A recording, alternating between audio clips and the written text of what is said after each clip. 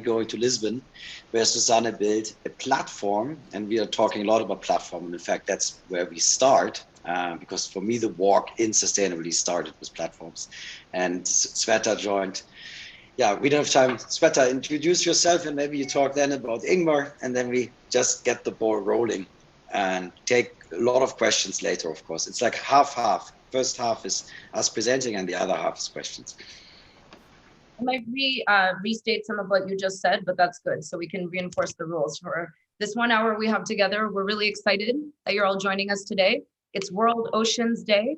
I don't think anybody here is unfamiliar with that. But for those of you who might have been led down a rabbit hole through LinkedIn, you are here because it is World Oceans Day. And that's why we are having this special webinar brought to you by the largest climate action social network, We Don't Have Time, and in collaboration with NOAA Conferences, which Marco has founded and led for all this time. So we'll be hearing from him. We also have Conservation International and Ocean Community. So we have an amazing panel of ocean concerned experts who are leading these organizations and these efforts, but who are first and foremost global citizens.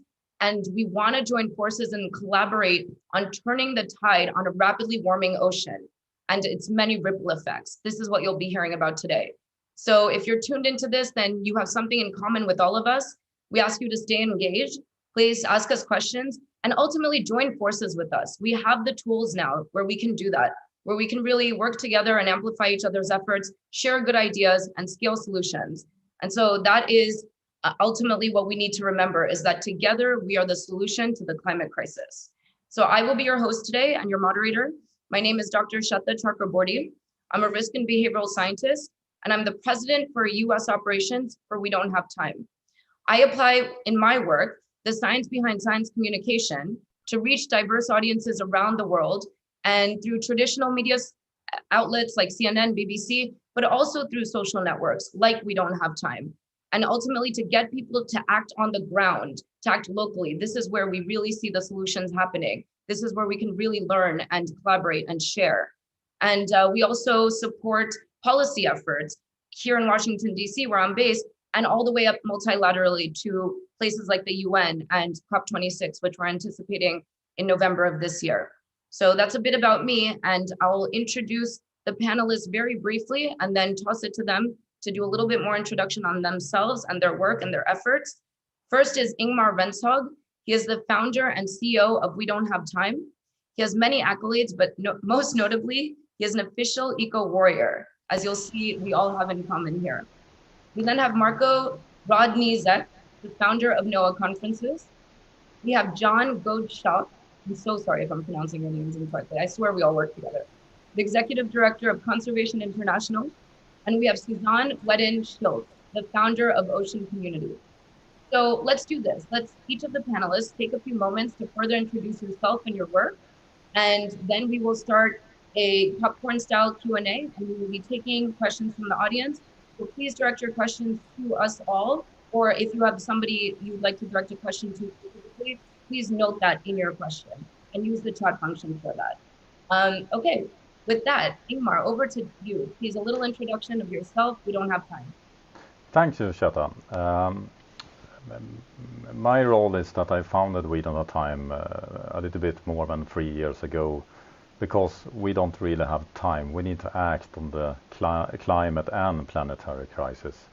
My background is actually that I previously worked in the finance industry, where I helped a lot of everything from big banks, insurance companies to communicate to investors. And I see a lot of similarities on how to communicate the climate crisis. It's not something what you do today that will have a huge effect on your life tomorrow. So it's the same challenge basically. And what's needed to be done in order to solve the climate crisis and our biodiversity crisis and the planet crisis we are in is actually to get as many people on board as possible. So communication is not just something we need to do besides climate action. Communication is climate action. And in order to communicate in a good way, we need to live as we preach, because no one will follow someone that talks a lot but don't do the action themselves. So we needs to do individual action. We need to communicate it in order to change the system, and that's the goal. We need to change the way our society operates. Now it was more of climate talk when who I am, but that's what I am. I'm dedicated to solve the climate crisis. Thanks. All right, thank you so much. Marco, please, on to you. What gave you the motivation to bring this illustrious group of people together today? I think, well, it's part of a global effort we started 4 years ago to do work in sustainability. I kind of started to get a little suspicious when I noticed that we don't vote online or by mobile phone. I was like, the world is becoming so efficient. Why are we not voting mobilely? And then I found a company in Barcelona called Skytel, which I invited to Noah. You can actually see some of the presentations. This company went bankrupt. So the only digital voting business in the world went bankrupt. How can that be? Everything goes online, but systems stay pre-digital post-war. So I came to the conclusion to understand the world. So I started when COVID came and I had to cancel my event.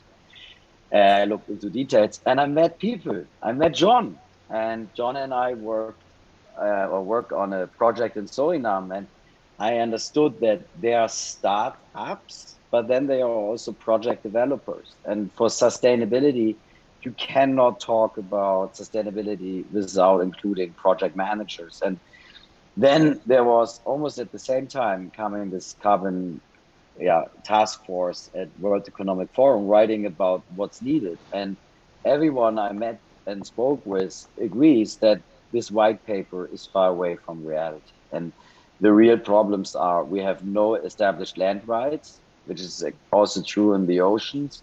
Like accountability is not given. So I try now with the new event, I'm giving later a little sneak preview.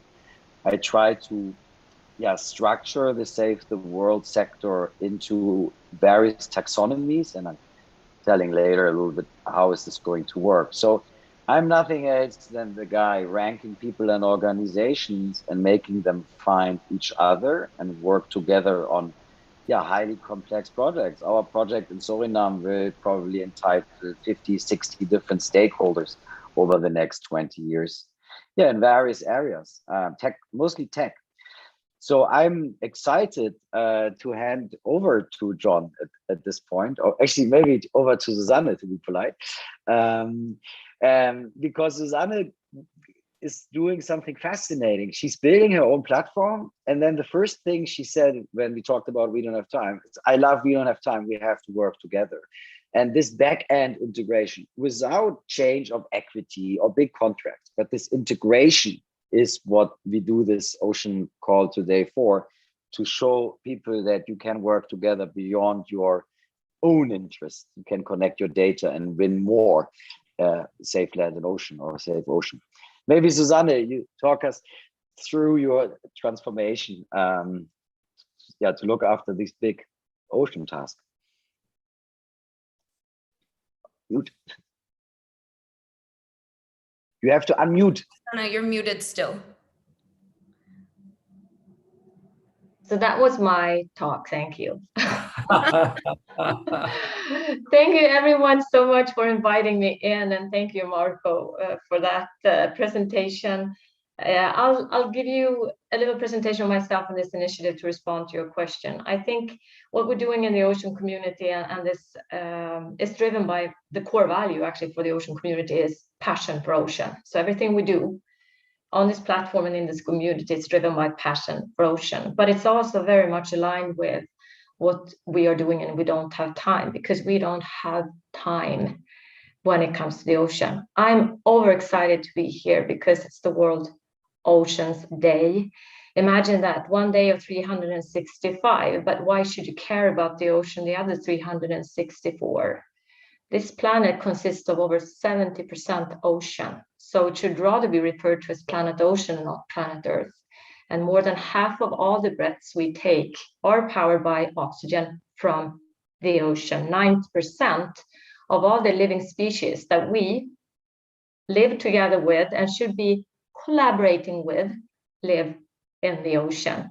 So it means that if we are to have a bright and happy future as Homo sapiens on this planet, getting the oxygen we need, getting the nutrition that we need, and getting the energy that we need for the future, we have to care about the ocean. So that was the starting point for the ocean community and myself. I spent years in the big corporations. I have a master's in finance, and I've been working with IT strategy and digital transformation across corporates. And I've been in basically all the main industry spaces. And these sub-verticals of ocean economy, some of that comes into play for, I mentioned the energy sector. But with the ocean community, what is happening there? Well, we came together understanding that there is a huge disconnect.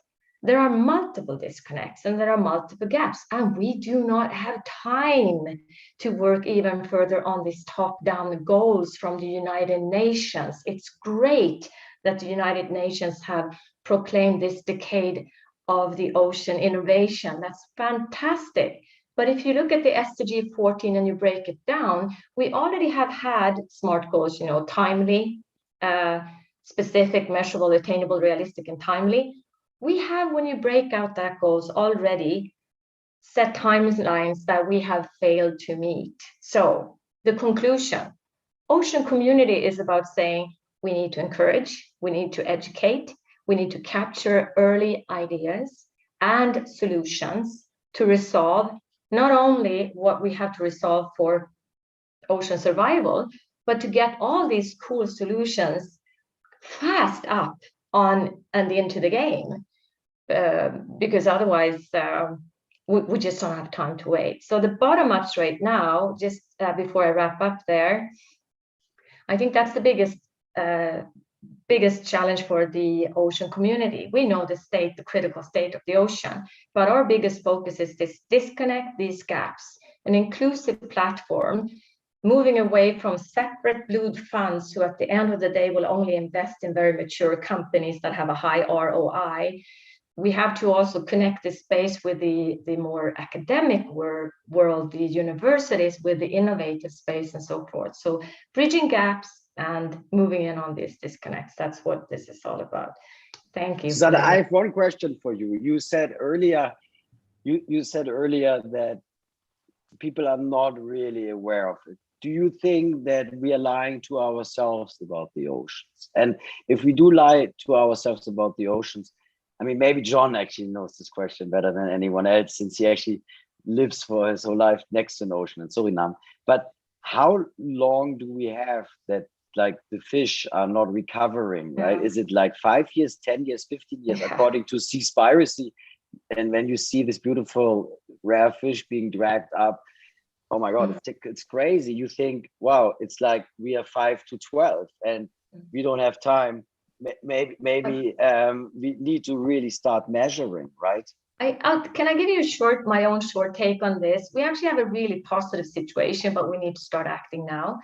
Because while we have been out there and really explored the land part of this planet, the ocean is still very much untapped. When you look at ocean data, there's the reason why we don't really know if it's 50% of the oxygen or 80% of the oxygen we breathe is from the ocean or not. Scientists are still debating that because we don't have enough ocean data, because the good news is that so much of the deep seas has not been reached by humans. So we do have some time. But then on the other end, Seaspiracy, I love those whistleblowers and the fire alarms going off. I think Greta Thunberg is a fire alarm too. Like Seaspiracy, I know the filmmaker, fantastic work done, but they do not present the full solution. So there are more solutions than stop eating fish. Yeah. So there is time mark, and I know I don't have the time to explore all the paths here. But let me mention two things we need to do. I mean, one is obvious. We need to deal with the plastic situation. And we should stop making excuses from the industry sector, the fisheries, the plastic producers, packaging. That's sort of I would say, non-brainer call for action. Because that plastic out there, yes, we can collect it, but we can't just shut the fires, right? We need to move into the source. you can actually use seaweed for packaging now, biodegradable, and you can actually also. Susanna, do me one favor before we go into plastic and packages, which is actually not even on the agenda. And passion is my value. My for friend number one. David Katz from Plastic Bank will be very upset because he is the #1 social plastic circular, and plastic will come later. Now the focus is a little bit more on the ocean. John, give us you're in Suriname. Normally when you don't have the background, we see your beautiful jungles. Now you grew up there. How are the oceans changed over time? And when we talk about like doing something, what type of climate projects are you of Conservation International executing on the beach, and how is that working in the day-to-day? Do you have funding? Are you worried? Maybe you can give us a little overview about your work and also your background.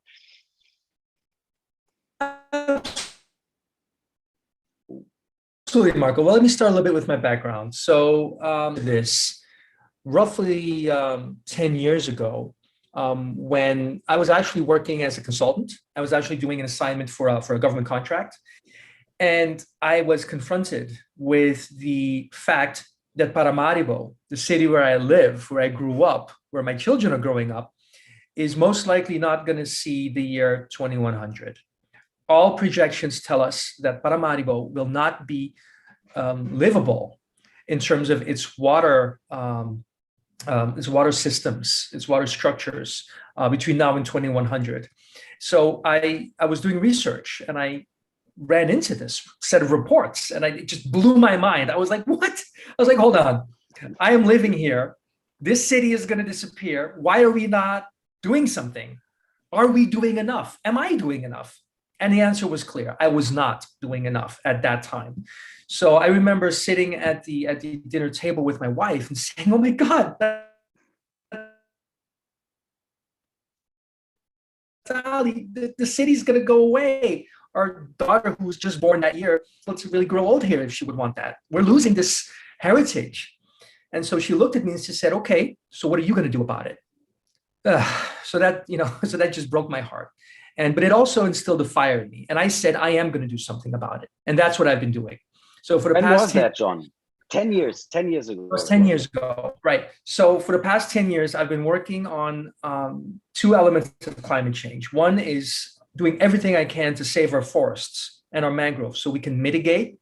And the second is to really increase our mangrove forests and also strengthen them so they can try to protect against the upcoming sea, which, by the way, just recently we had the biggest floods in Suriname, I think maybe certainly for the last 30 or 40 years. Okay, I mean, people were in the cities, you had to go with boats. I'm not joking. People had little boats through the streets. Everything was shut down. And John, maybe you switch off the camera. Something that at this level we had not seen yet. So it's not fair. Again, it's very real and it's happening. And from my perspective, what I'm working on very diligently at this moment is finding ways to build our green economy, because we're probably going to need a new city anyway. We're probably not going to be able to stop what's happening because, as you know, climate change isn't coming, it's here, it's happening, and it's already happened. So we need to probably build a new city where we can go. And we're going to need to do everything we can to save our natural capital that we still have. So that's my background. Now, when thinking about the ocean, we in Suriname actually are one of the last, let's say, fertile natural fishing grounds in the Caribbean, certainly. Right? That's because we have a very small population and because we have huge biodiversity right in front of our coast, because the Amazon puts all the mud and the debris right before our coast. So all of that life is there. It's teeming with life in our oceans here. Whales and stingrays and all beautiful creatures are here. Now, what we see here for Suriname, the biggest threat really for us here on a macro level is the ocean's level, right? Sea level. But of course, that doesn't mean that we're treating the oceans appropriately, because we are currently still cutting our mangroves in Suriname, and we are overfishing, albeit on a micro level, very specific species. So we are definitely at a point where we also don't have time, and we need to start making these changes. And we are working. Like you said, Marco, we are on the ground. We're training fishermen. We're reducing bycatch. We're replanting mangroves. We're building wave buffers so that the mangroves have a chance to kind of come up and grow and get strong so they can protect the coast. And those are the things we're working on. And John, who funds I don't this, want to talk for too long right now. But who right, funds so right these now, mangrove projects? Right. Who's So right now, putting up the money? Yeah, well, the money we've had in the past, let me put it that way, has come from Holland, for example, the Netherlands. They've put money in. The EU has put money in. Local companies that we're working with, our donors are putting money in, and a host of others. So it's not a single entity, but one thing is for sure, it's not enough. It is currently a trickle, and it needs to be a stream, okay? And one of the things that we see here is that although the larger issues are growing, so are the potential solutions. We are learning more and more every day about green-gray infrastructure, of how to really care for your mangroves, and how to make sure that you can get the protein you need without destroying the fish stocks.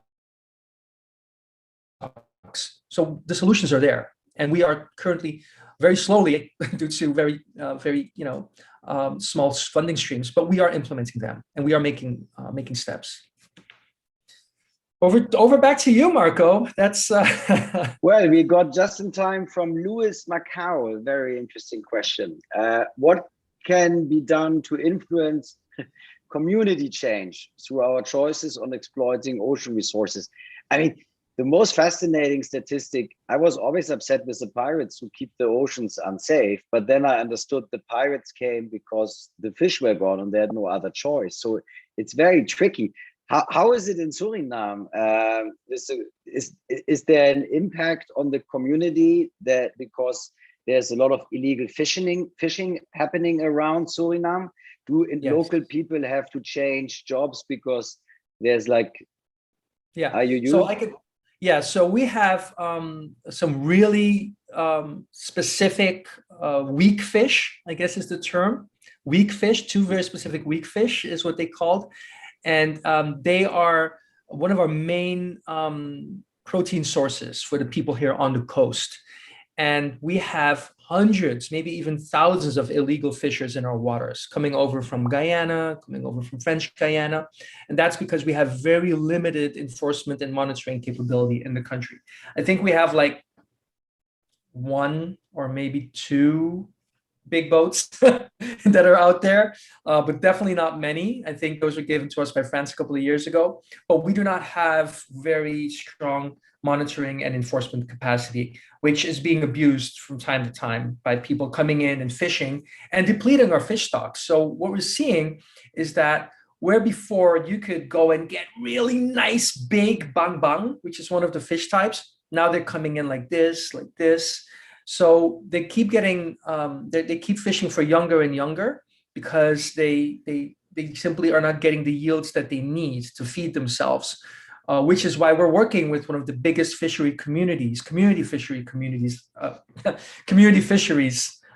to really help them better understand the spawning behavior of these fish, the timing, the types of nets to use, so that they really can allow the fish stocks to recover, right?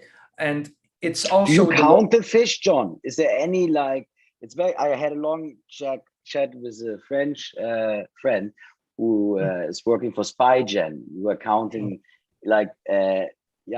sea life. Are you doing any type of measurement? Is there like a municipality magazine once a month publishing the ratios of what's being caught and it's going up and down? Do you measure locally as a country or as a city climate change through KPIs? Is there like, oh, check this out, and we only have, like, I live in Switzerland half of my time, and we used to have 67 fisheries around the lake, and now that's only like 2 because it's too expensive. Do you do like any KPI measure?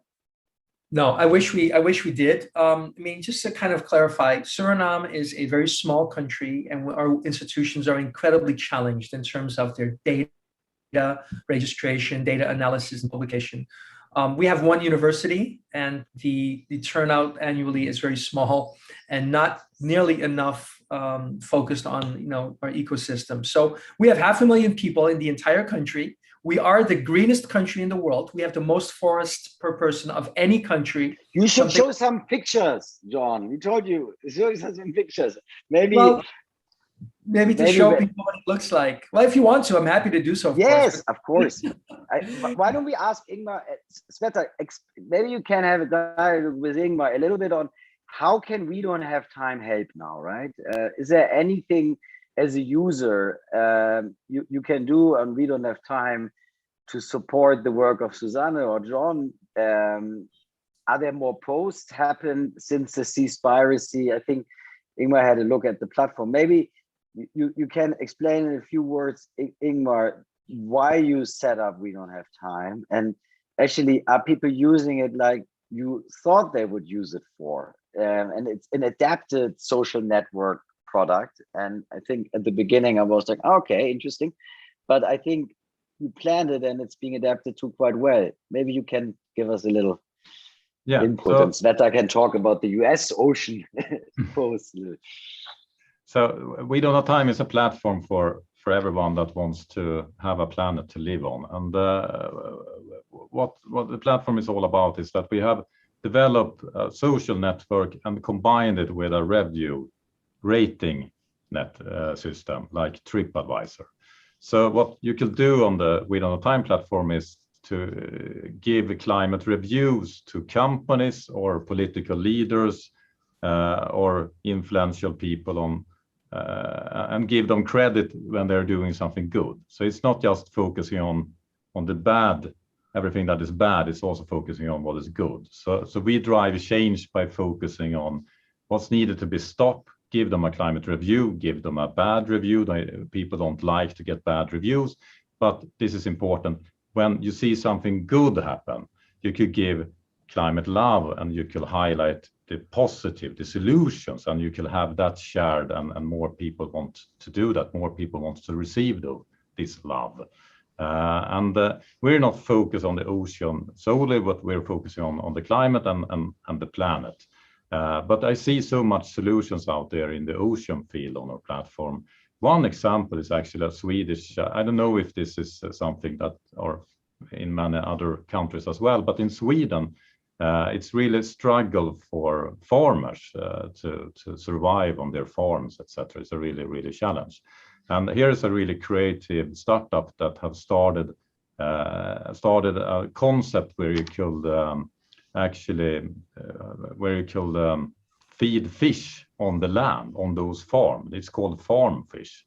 And you do it totally circularity. So you use the fertilizer on the farm and you grow the fish in tanks. So this weekend I actually ate African fish that was sustainable produced, not in the sea, but on the land without depleting the ocean. So I absolutely think that we can still eat fish, but we don't need to fish it, the last fish from the ocean in order to achieve that.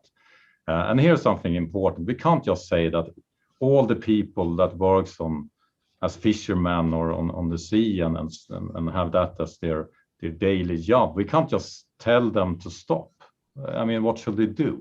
We must give them an alternative instead and grow fish on land. Why not? Why should we don't need to grow it on the ocean? That is so many problems when we can grow it on the land.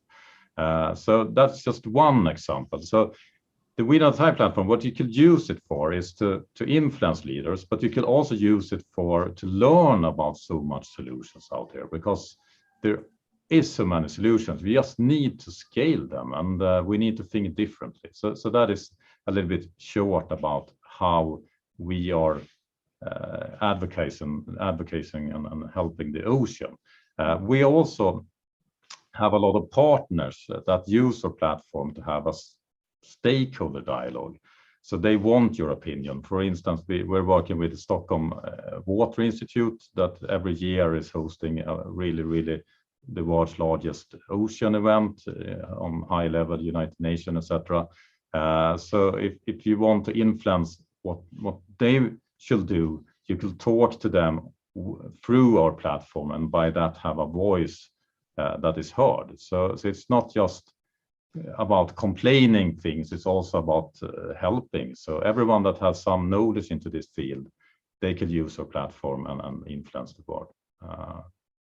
And I also have so much example where I've seen that when you start to listen to people, that is actually the best weapon to talk to a climate denier. Try to listen.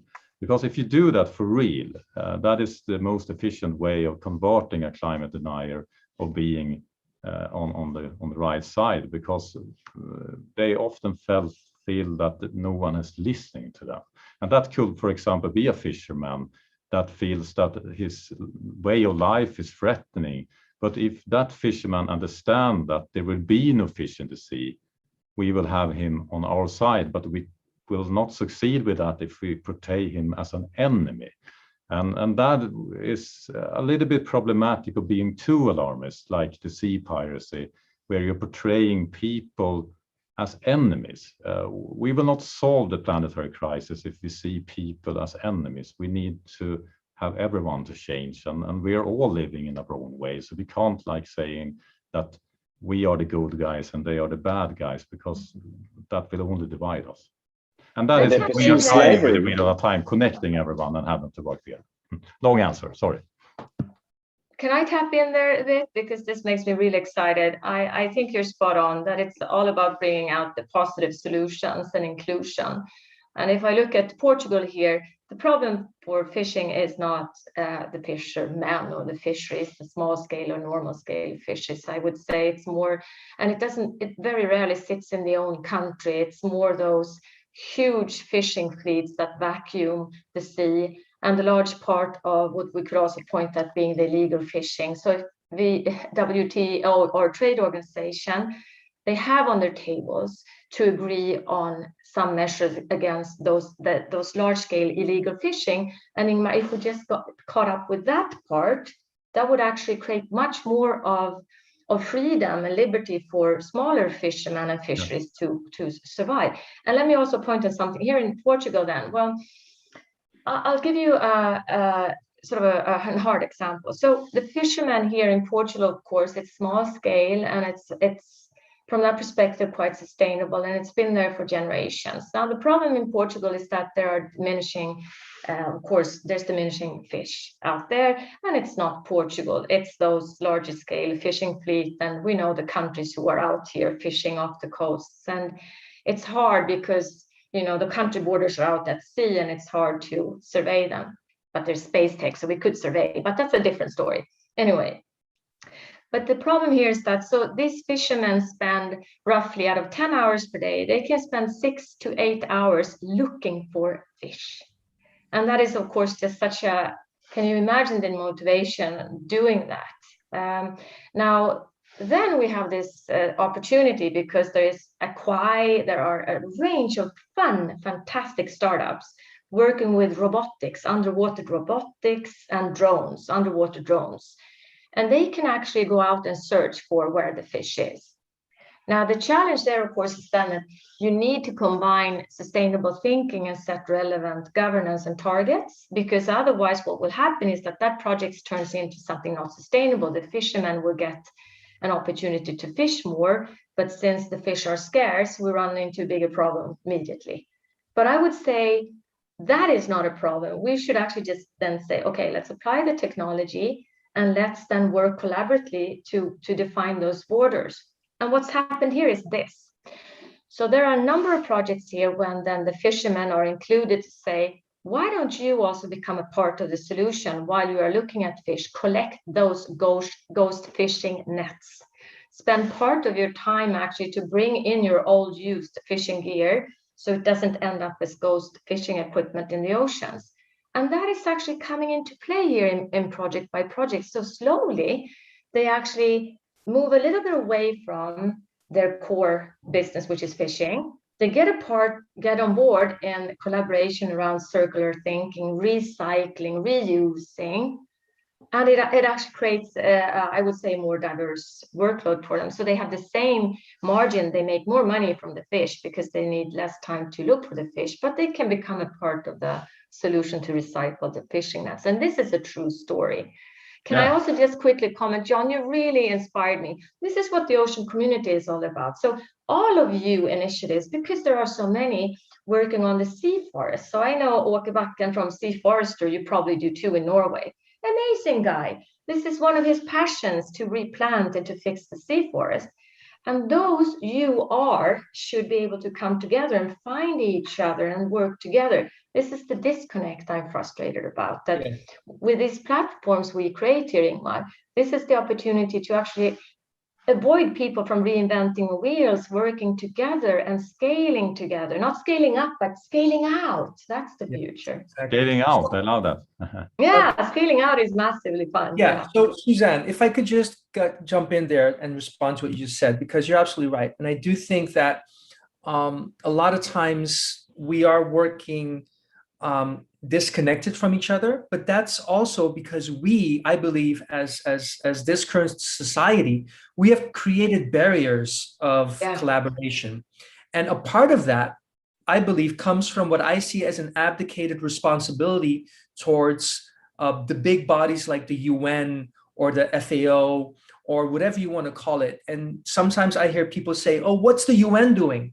Well, guess what? We are the UN. Like, we are united. Like, we are people. The UN is a place for people to make decisions and come up with really cool language. And I've been there. I've negotiated at multiple of these conventions, and it's very worthwhile from an aspirational point of view.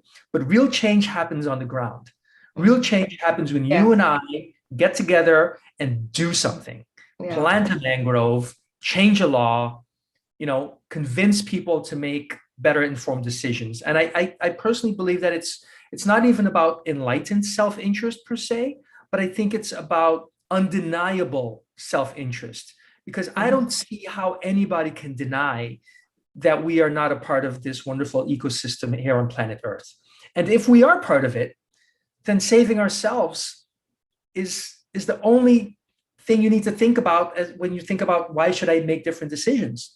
Because you're saving yourself and your children or your partners or your loved ones by doing this work. And quite frankly, I'm still amazed sometimes when they're like, "Oh, yeah, environment work." What do you mean environment work? It's all the same. Either you're building it or you're breaking it. That's all it is. But there is no impartial. There is no, "I'm not interested," because everything we do has impact. And we need to build positive impact, and we need to build these collaborations. And like you said, we need to stop criminalizing people for maybe not being in a position to make certain choices, right? Absolutely. And I think that is really why I'm so excited with working with folks like you and Marco, and really, helping build out this community, not just on a policy level, but on an action level, because we need to move things forward, because of course we don't have time. Right? Can I just add to that? And I'm so happy about this conversation. All of you and John will have opportunities to talk about it, to actually create some, I think, rolling up or sleeves plans. But just a short comment on, I think that is part of the disconnect, where we need to come together to also start to creating a difference, because we have, as you say, we kind of abdicated towards these larger organizations. And it's a fantastic thing that the United Nations have defined the Sustainable Development Goals. However, they are just goals.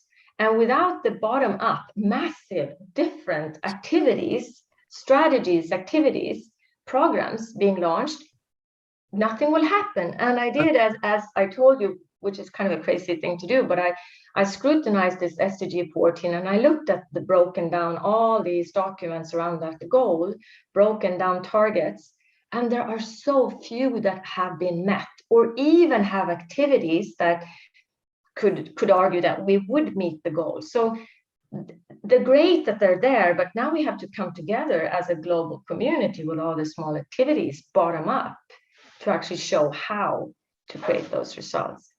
Exactly. And the learning, right? We have to make sure we have the learning, capturing and sharing that constantly, which is why, of course, we need the tech. We need the nature tech, the ocean tech, right? Yeah. I could just bring in another example on the We Don't Have Time platform. We're working with a company called Karoon. It's based in Patagonia, and they are doing something that I really love, because they are buying ghost net from fishermen, and they're making glass out of it on a global level. So they are making their glasses, and when they sell this to the consumers, they are also very good at telling the story about how the material is being brought up to the user. So you could check into their website and you can see exactly what fishermen that were picking up the ghost net that you now have on your glasses. And I love this, because this is great climate action, and it's also great climate communication, and it's something really, really beautiful of putting on your sustainable glasses. So that's another example what you could find on our platform.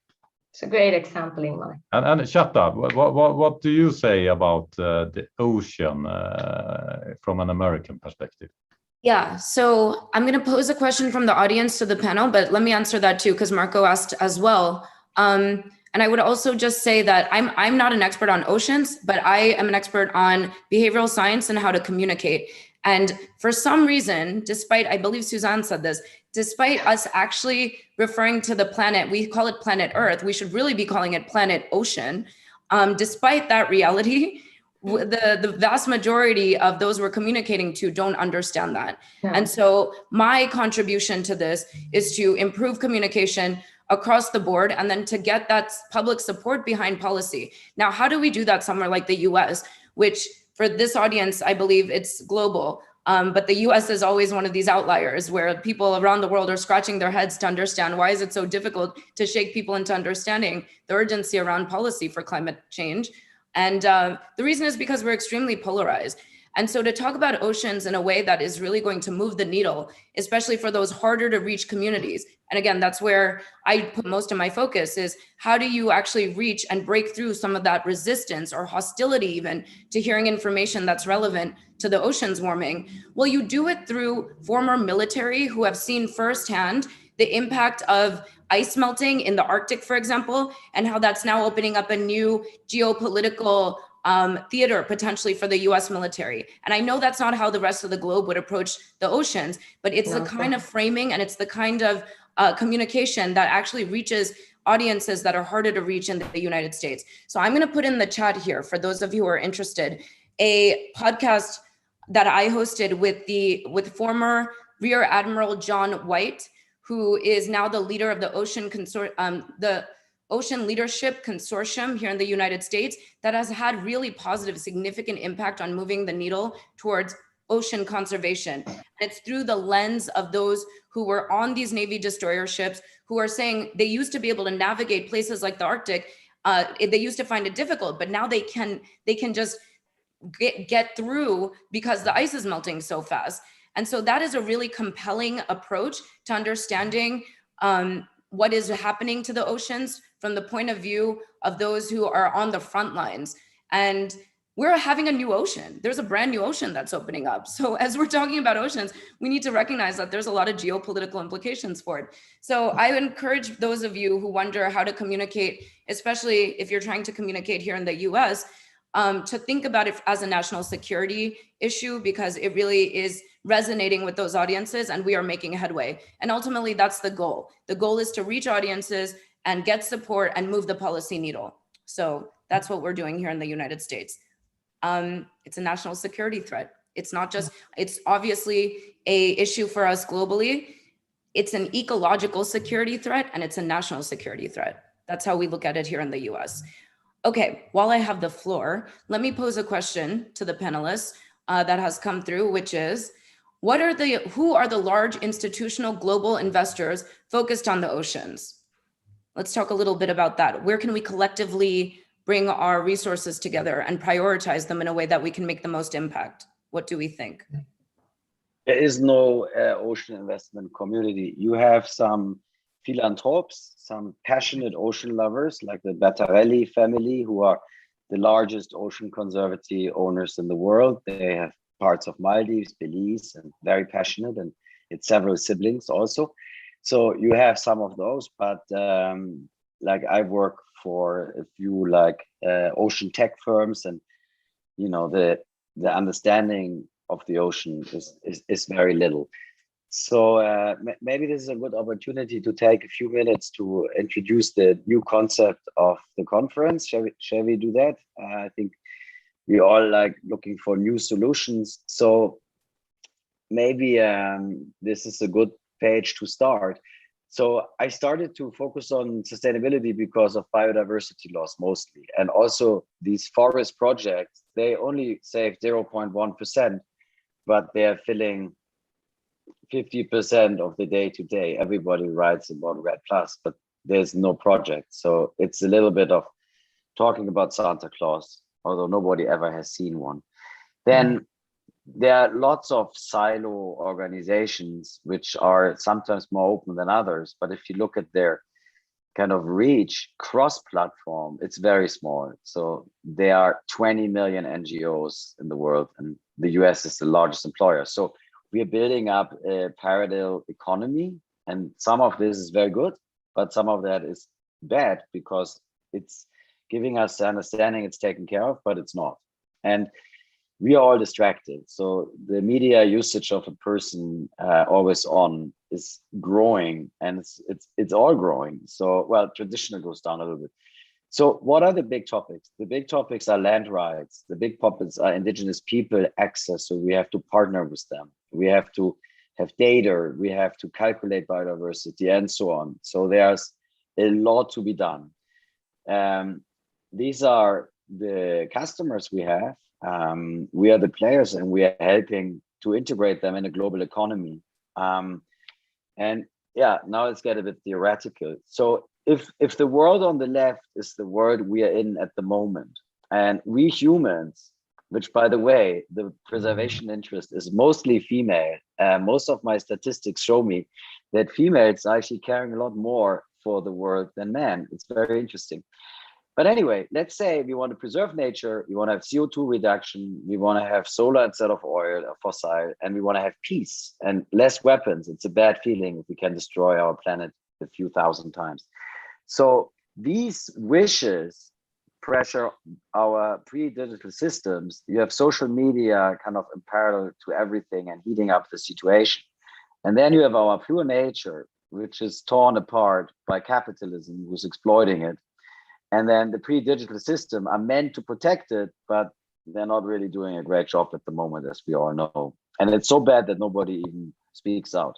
So we have NGOs and billionaires also helping, and then we have multilateral organizations of all kinds. So this system is it cannot be democracy, whatever you want to call it. It's not democracy. It's a quirky post-war relict of like people holding on to something which is meant to be exchanged. So what's better? I believe what's better is a group of stakeholders where we categorize them into 60 different groups, and we rank them constantly on what they are doing. We are looking at those stakeholders on a cause by cause level. You can be interested to save rhinos, but you can be also interested in Suriname, or you can be interested in indigenous people. This is kind of the key causes we can find, but of course, ocean, which is probably a geo. So once we know what you aim for, we check what have you as an organization or as a person done? What tech solutions have you used? What climate actions have you done?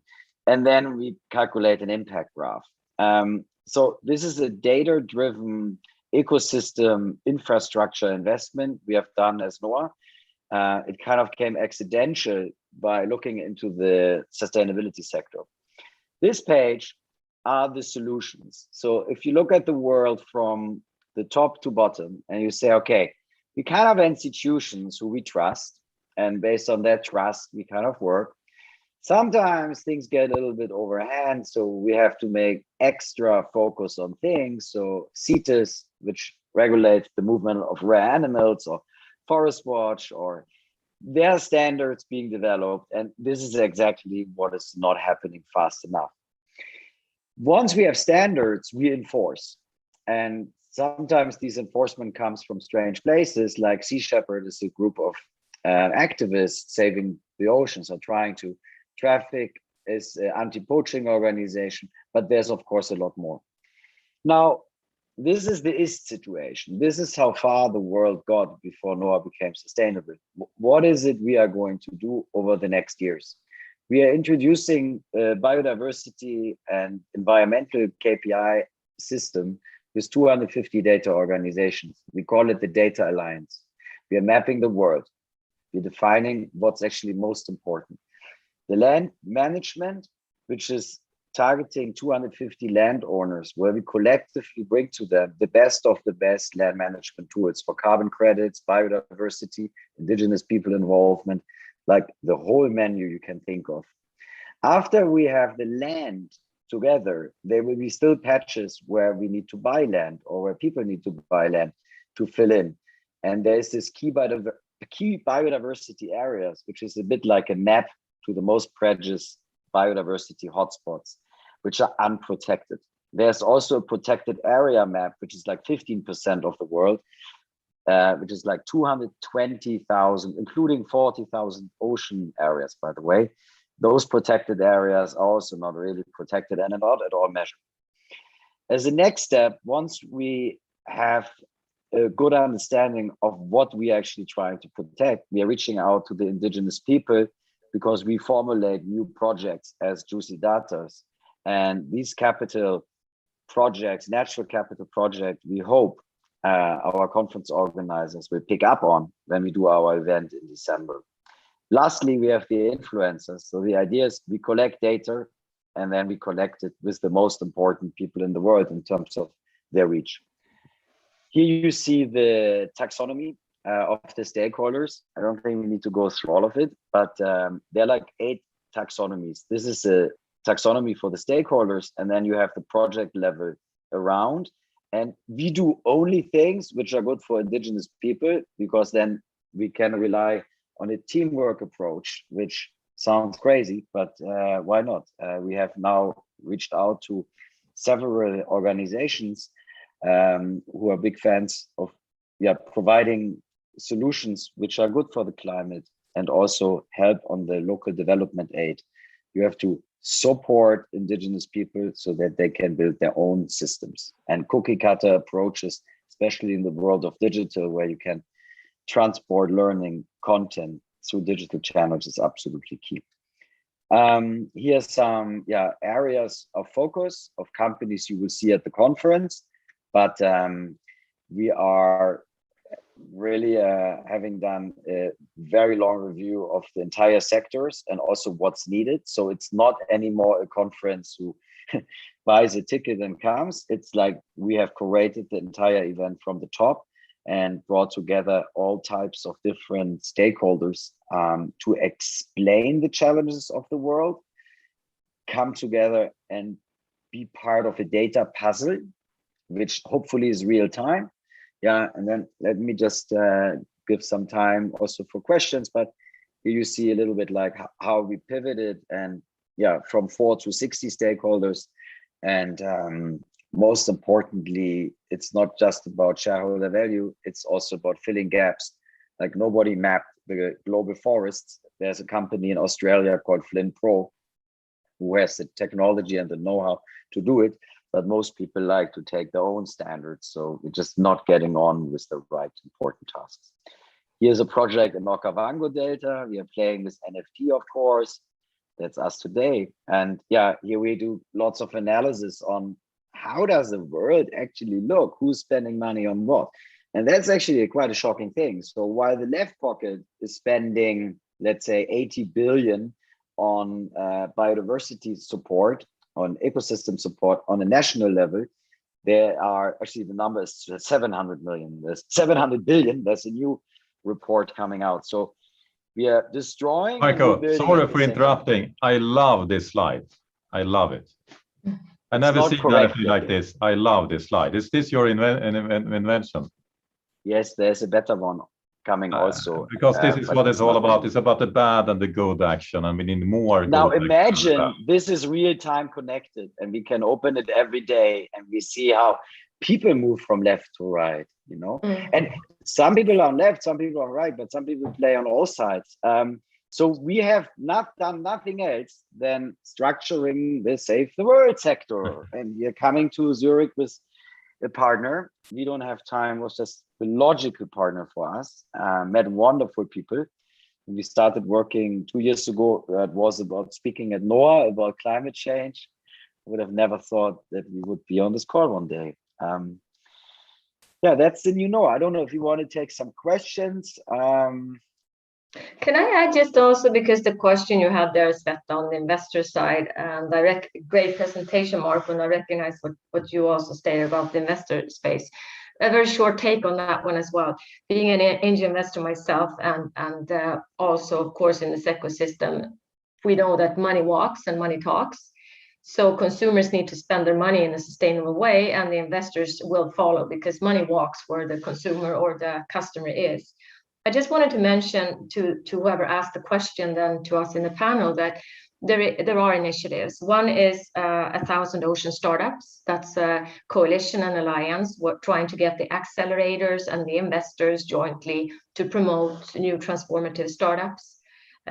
So I just wanted to say that there are initiatives, but this is a part of the challenge, the disconnect, that we don't have the investors lined up collaborating. They are competing still, right, Correct. Marco? I'm sure you agree that that's a fundamental problem that we're facing. So, well, there's one example, which is a sad one. I'm not naming specific organizations, but to check the oceans and control the oceans, that's a satellite job. And there are several players doing that. And the best one is Windward.